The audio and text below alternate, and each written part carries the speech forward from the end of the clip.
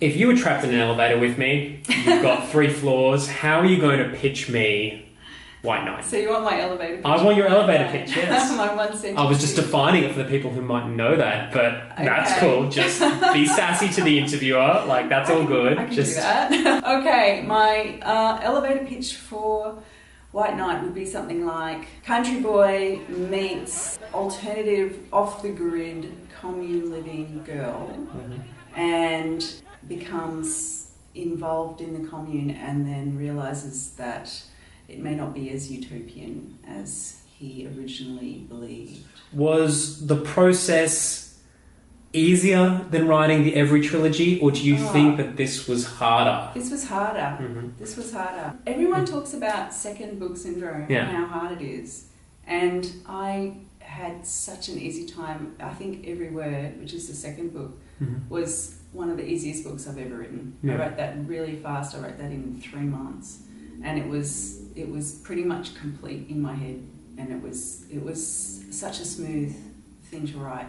And this book was the complete opposite of that. Instead of making up an adventure for my characters to follow, I was really mining my own vulnerabilities to try and figure out what the characters were like as people and how they were going to react and how they were going to move the story forward, which I think you do that to some extent with every book that you write, whether it's an action adventure, crime story, or whether it's a contempt sort of real life type story.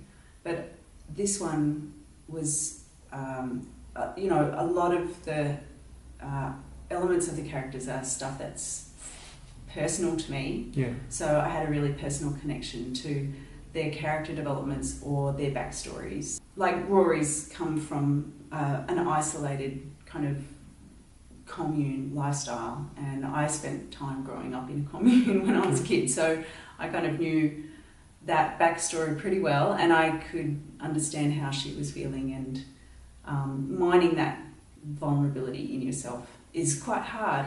I remember reading in a book about writing, which is called Bird by Bird, and one of the things that I picked up from that book was the idea of you write towards vulnerability. You write towards the thing that makes you feel kind of very nervous, that maybe you shouldn't go too much closer, otherwise it's going to start to hurt, or you're going to make yourself feel exposed. And the more you feel like that, the closer you're getting to the reality of the character, and that's actually the stuff that you want to be writing towards.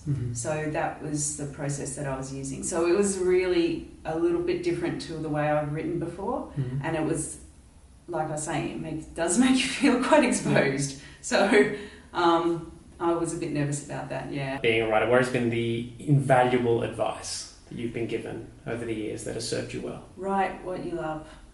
That's the main thing, I think. That's always going to be the main thing for me, is write towards the thing that's drawing you, and always try and make sure that you're writing something that energizes you, or at least gives you a sense that you're